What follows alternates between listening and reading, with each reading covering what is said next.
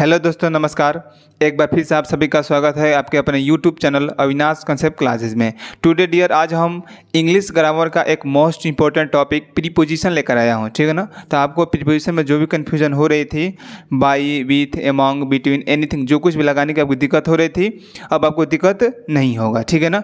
यदि आपको वीडियो अच्छा लगे तो लाइक कर दीजिएगा, कमेंट कर दीजिएगा और वीडियो चैनल को सब्सक्राइब करके परमानेंटली जुड़ जाइए, ठीक है ना, और शेयर जरूर कीजिएगा। चलिए बढ़ते हैं प्रीपोजिशन की ओर। तो देखिए टॉपिक हमारा प्रीपोजिशन है, ये बहुत इंपॉर्टेंट है। जब भी हम ट्रांसलेट करते हैं, इंग्लिश ट्रांसलेशन सीखते हैं, जब भी हम स्पीकिंग इंग्लिश सीखते हैं, तो इसका बहुत मोस्ट इंपॉर्टेंट रोल होता है कि किस प्रकार से किसको कहाँ पे यूज किया जाता है, ठीक है ना। चलिए, तो जैसे कि हम लिखे हैं प्रीपोजिशन, ये होता क्या है, ये क्या है, इसका यूज कहाँ करते हैं, ये किन दो शब्दों के बीच में संबंध बताता है, ये सब कुछ देखिए। तो लिखा है कि वह शब्द या शब्दों का समूह, वह शब्द या शब्द समूह जो किसी नाउन या प्रोनाउन, यहाँ नहीं दिख रहा होगा, देख लीजिए ध्यान से, या नाउन या प्रोनाउन के पहले प्रयुक्त होकर, यानी कि उससे पहले प्रयुक्त होकर उस नाउन या प्रोनाउन का संबंध अन्य शब्दों के साथ बता देता है, तो उसे प्रीपोजिशन कहते हैं, ठीक है यहाँ तक। अब इसका मतलब समझ लीजिए ध्यान से कि प्रीपोजिशन, प्री मतलब क्या होता है, पहले। अब पोजीशन का मतलब क्या होगा, स्थिति, यानी कि वह शब्द जो पहले आकर किसी की स्थिति बताने लगे, किसी के साथ संबंध बताने लगे, उसे बोलते हैं प्रीपोजिशन, ठीक है ना। तो इस बात को आप याद रखेंगे। जैसे एग्जाम्पल में देखेंगे, हम लिखें एग्जाम्पल में, जैसे लिखा है कि there is a cat sitting under the table. जो कैट है, ये जो नाउन है कैट, वो किसके साथ संबंध बता रही है, टेबल के साथ संबंध बता रही है। यानी कि जो कैट है वो किसके नीचे बैठी हुई है, टेबल के नीचे बैठी हुई है, ठीक है ना। तो इसमें प्रीपोजिशन कौन हुआ, अंडर हुआ, ठीक है ना। अब कैसे प्रयोग होता है, कहाँ प्रयोग होता है, टच की अवस्था में होगा कि नहीं होगा, या अंडर का प्रयोग एकदम चारों तरफ से कवर हो जाए तब ये दिखे ही ना, तो उसमें इसका रोल अलग है, उसका कॉन्सेप्ट अलग है। पहले समझिए प्रीपोजिशन होता क्या है, ठीक है ना। तो ध्यान देखेंगे। अगला है I go to school by bus. यानी कि देखो, यानी कि स्कूल और बस के बीच में संबंध बता रहा है ना, यानी किस द्वारा स्कूल गया, तो किसके, तो बस के द्वारा। तो इसमें बाई क्या है, प्रीपोजिशन है। बाई क्या है, प्रीपोजिशन है। और एक चीज़ याद रखिएगा, इंपॉर्टेंट है, प्रीपोजिशन का प्रयोग नाउन या प्रोनाउन के बाद नहीं किया जाता है, याद रखिएगा।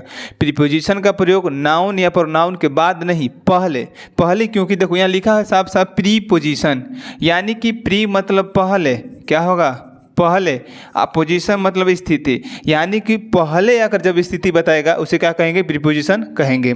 जैसे लिखा है कि who was he talking to, ठीक है ना। देखिए यहाँ बताइए तो आया है कि नहीं, इसमें कभी भी यहाँ पे जो दिख रहा है नाउन और प्रोनाउन के बाद नहीं किया जा सकता है, यानी कि नाउन और प्रोनाउन के बाद नहीं किया जाएगा। जैसे यहाँ ही है तो ही के बाद नहीं किया गया, यहाँ पे किसी के बाद किया गया है तो यहाँ पे वर्ब के बाद किया गया है। He does not have a pen to with write, तो 2+V1 जो दिख रहा है ना, इन्फिनिटी ऑब्जेक्ट के बाद हो ही सकता है, ठीक है ना। बस नाउन और प्रोनाउन के बाद नहीं हो सकता है। तो ये था प्रीपोजिशन बेसिक स्ट्रक्चर। अब प्रीपोजिशन के प्रकार होते हैं। प्रीपोजिशन कितने प्रकार के होते हैं, 3 प्रकार के।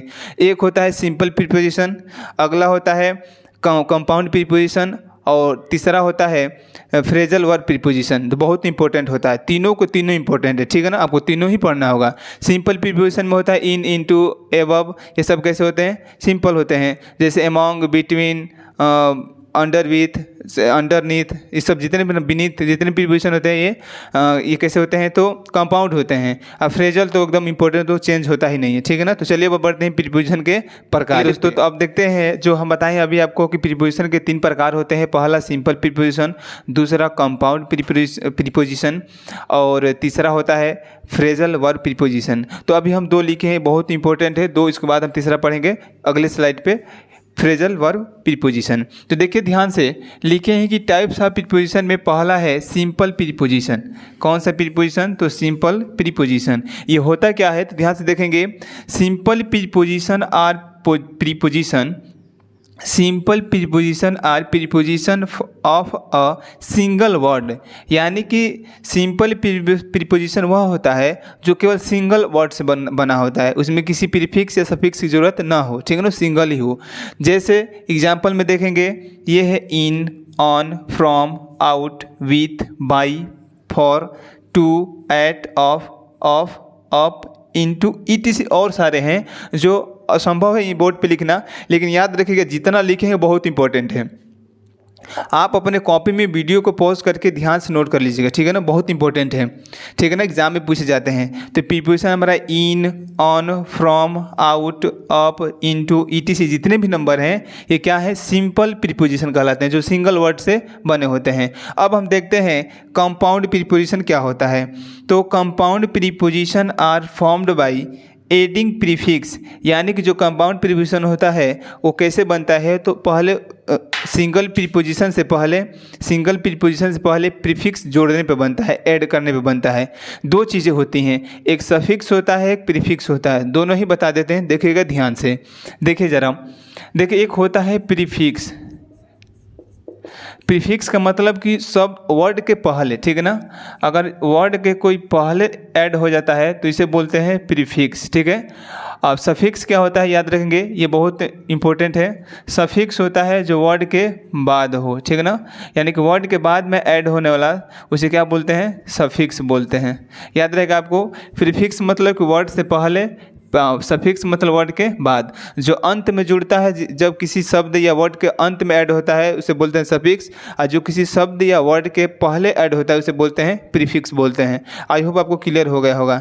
जैसे एग्जांपल में आप देखेंगे कंपाउंड प्रीपोजिशन का एग्जांपल, तो देखिए अबाउट हो गया, नियर हो गया, विदाउट हो गया, अमॉन्ग हो गया, बिहाइंड हो गया, बिटवीन हो गया, अराउंड हो गया, राउंड हो गया, with in, beyond, beneath, across, with in, beyond, ये सब दो बार आ गया है। एबव, बिसाइड्स ये बहुत इंपॉर्टेंट है, बिसाइड और besides, under, amid, amidst, etc. तो ये है कुछ इंपॉर्टेंट प्रीपोजिशन जो आपको कॉपी में नोट करना है। हम एक एक प्रीपोजिशन का यूज पढ़ेंगे डिटेल में, ठीक है ना, तो इसलिए आप बढ़िया से इसको नोट कर लीजिए, ताकि दोबारा जब हम वीडियो लेकर आएँ तो आपको कन्फ्यूजन ना हो कि आप क्या पढ़ाएं हैं सर, कहाँ से डायरेक्टली स्टार्ट कर दें, ऐसा कुछ ना महसूस हो, ठीक है ना, इसलिए आप इसको बढ़िया से नोट कर लेंगे। अब हम बढ़ते हैं तीसरे प्रीपोजिशन का टाइप है फ्रेजल वर्ब प्रीपोजिशन, उसके बारे में, ठीक है ना, तो उसको भी देख लेते हैं। उसके बाद हम एक एक प्रीपोजिशन का एकदम धज्जियाँ उड़ाते चलेंगे, अच्छे से पढ़ते चलेंगे। फ्रेजल प्रीपोजिशन क्या होता है, जैसे कि तीसरा टाइप हम बताए थे आपको, तो phrasal preposition consist more than one word, यानी कि फ्रेजल प्रीपोजिशन वो होते हैं जो लगातार एक वर्ड से अधिक होते हैं, यानी कि उसमें सिंगल वर्ड नहीं होगा। जैसे लिखे हैं अकॉर्डिंग टू, प्रीपोजिशन है due to, because of, along with, in lieu of, owing to, in addition to, instead of, in spite of, in front of, on account of, in case of, in order, ये जितने भी दिया गया है ये सब कैसे हैं, तो ये फ्रेजल प्रीपोजिशन है जो एक वर्ड से अधिक होते हैं, मोर देन टू और, ठीक है ना, एक वर्ड से अधिक जो प्रीपोजिशन ऐड हो जाता है उसे बोलते हैं फ्रेजल प्रीपोजिशन, जो फिक्स होता है। याद रखिए जो लिखे इन फ्रंट ऑफ, तो फ्रंट के बाद ऑफ ही आएगा, जो चेंज नहीं होगा। ऑफ के बाद हम ऑन नहीं कर सकते हैं, ऑन, ऑफ के जगह पे ऑन नहीं कर सकते हैं, ठीक है ना, एकदम ये फिक्स होता है, ठीक है ना। तो इस प्रकार से मैंने पढ़ा प्रीपोजिशन के टाइप्स, 3 बताया मैंने, सिंपल प्रीपोजिशन, कंपाउंड प्रीपोजिशन, और मैंने आपको बताया फ्रेजल प्रीपोजिशन।